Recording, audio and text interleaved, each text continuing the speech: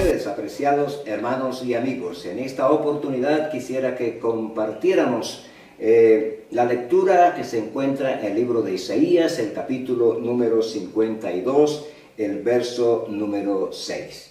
Por tanto, mi pueblo sabrá mi nombre por esta causa en aquel día, porque yo mismo que hablo, he aquí, estaré presente. Esta es una revelación que tiene el profeta Isaías acerca de la venida de nuestro Señor Jesucristo y, por supuesto, la presentación del nombre de Dios. Por eso dice, por tanto mi pueblo sabrá mi nombre en tiempo futuro. Es decir, el nombre de Dios no era conocido o no fue conocido en el Antiguo Testamento. Y dice, por esta causa en aquel día, porque yo mismo que hablo, he aquí, estaré presente.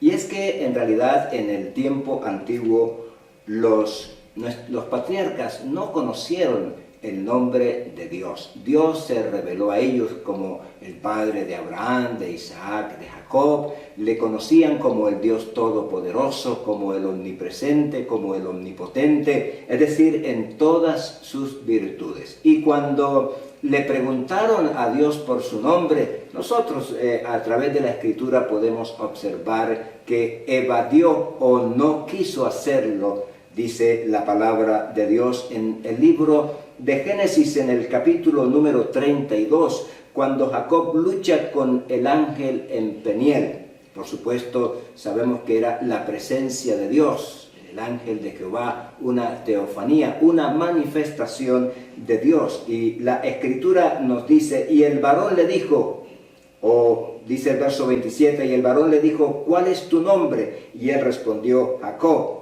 Y el varón le dijo, no se dirá más tu nombre Jacob, sino Israel, porque has luchado con Dios y con los hombres y has vencido. Obviamente no se está refiriendo a que ellos tuvieron un combate en el que el hombre venció a Dios, sino que Jacob logró lo que se había propuesto, es decir, la bendición de Dios. Entonces Jacob le preguntó y dijo, declárame ahora tu nombre. Y el varón respondió, ¿por qué me preguntas por mi nombre? Y lo bendijo allí, pero no le dio el nombre. Más adelante nosotros encontramos cuando Dios promueve el rescate del pueblo de Israel de la esclavitud en Egipto y llama a un hombre llamado Moisés para que él sea el libertador de ellos. En el libro de Éxodo, el capítulo número 3, nosotros vemos en la conversación que tiene Dios con Moisés al hacerle el llamado. Entonces Moisés respondió a Dios, ¿quién soy yo para que vaya a Faraón y saque de Egipto a los hijos de Israel? Y él respondió, ve, porque yo estaré contigo, y esto te será por señal de que yo te he enviado. Cuando hayas sacado de Egipto al pueblo, serviréis a Dios sobre este monte. Y dijo Moisés a Dios, he aquí que llego yo a los hijos de Israel y les digo, el Dios de vuestros padres, porque de esa manera era muy común que se manifestase Dios a los hombres. El Dios de vuestros padres me ha enviado a vosotros. Si ellos me preguntaren cuál es su nombre, ¿qué le responderé? Y respondió Dios a Moisés, yo soy el que soy. Y dijo, así dirás a los hijos de Israel, yo soy, me ha enviado a vosotros. Yo soy no es un nombre, yo soy es un estado, es el que existe, el que vive para siempre, en este caso Dios, que vive por toda la eternidad. Tampoco le dio el nombre. Y podemos observar en el libro de Jueces, en el capítulo número 13, el verso 17, nos dice la palabra de Dios. Jueces, capítulo número 13, nos habla de este hombre llamado Manoah. Dice, entonces dijo Manoah al ángel de Jehová, ¿cuál es tu nombre? Tu nombre, para que cuando se cumpla tu palabra te honremos. Y el ángel de Jehová respondió, ¿por qué preguntas por mi nombre que es admirable? Y tampoco le dijo cómo se llamaba. ¿Por qué preguntas por mi nombre, que es admirable? Pero esa expresión admirable sí la encontramos con cierta connotación en el mismo libro de Isaías, porque nos dice la palabra de Dios en el capítulo número 9 de Isaías, el verso 6, hablando del nacimiento del Mesías: porque un niño nos es nacido, hijo nos es dado, y el principado sobre su hombro, y se llamará su nombre Admirable, Consejero, Dios fuerte, Padre eterno y Príncipe de paz. Nos está hablando entonces de Jesucristo, el que nacería, el que vendría. Aquí dice nacimiento y reinado del Mesías. Por supuesto que ese nombre había sido reservado para ser entregado a la humanidad mediante la manifestación de Dios en carne a los seres humanos.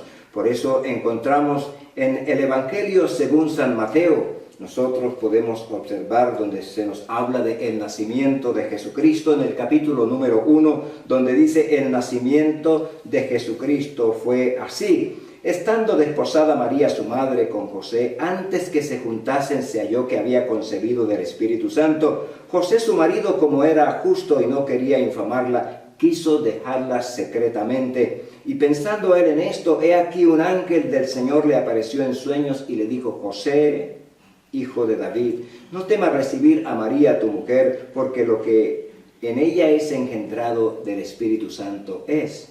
Y dará a luz un hijo, y llamará su nombre Jesús. Aquí está el nombre.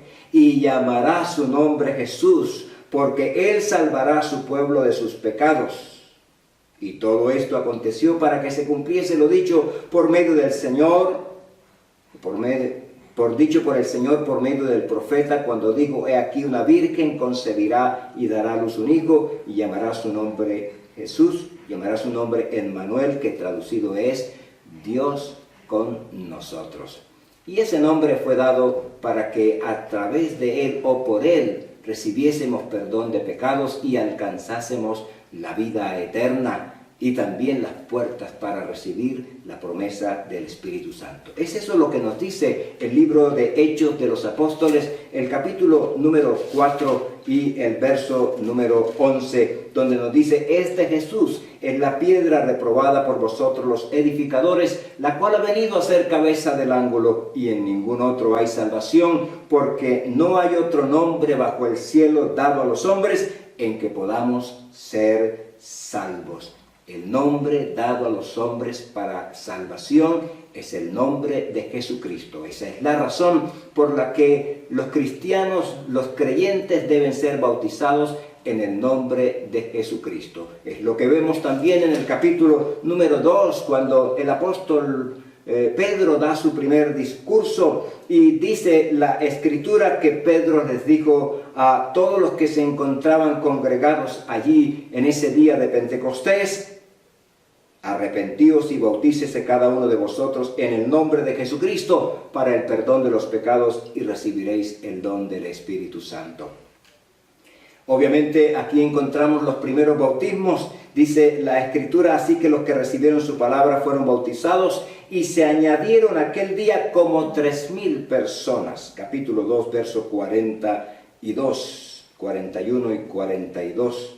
Dice: y perseveraban en la doctrina de los apóstoles, en la comunión unos con otros, en el partimiento del pan y en las oraciones. Pero no solamente allí fueron bautizados en el nombre del Señor Jesús. La Biblia nos dice también en el mismo libro de los Hechos, en el capítulo 8, ya hablándonos de otro lugar que también el Señor había dicho que les serían testigos allí. En el capítulo 8, el verso número 14, hablando de Samaria, dice: cuando los apóstoles que estaban en Jerusalén oyeron que Samaria había recibido la palabra de Dios, enviaron allá a Pedro y a Juan, los cuales, habiendo venido, oraron por ellos para que recibiesen el Espíritu Santo, porque aún no había descendido sobre ninguno de ellos, sino que solamente habían sido bautizados en el nombre de nuestro Señor Jesús.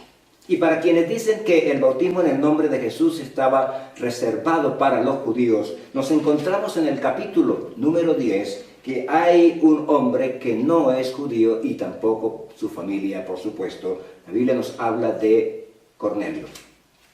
Y el Señor escuchó la oración de este hombre y hizo que Cornelio enviara unos mensajeros para que viniese Pedro y les explicase acerca del reino de los cielos, del Evangelio, de Jesucristo. Y la Biblia dice que en el capítulo 10, verso 43, que Pedro les dijo: de este dan testimonio todos los profetas, que todos los que en él creyesen recibirán perdón de pecados por su nombre, exponiéndoles el Evangelio. Y mientras aún hablaba Pedro estas palabras, el Espíritu Santo cayó sobre todos los que oían el discurso. Y los fieles de la circuncisión que habían venido con Pedro se quedaron atónitos de que también sobre los gentiles se derramase el don del Espíritu Santo. Mire aquí, sobre los gentiles. Porque los oían que hablaban en lenguas y que magnificaban a Dios.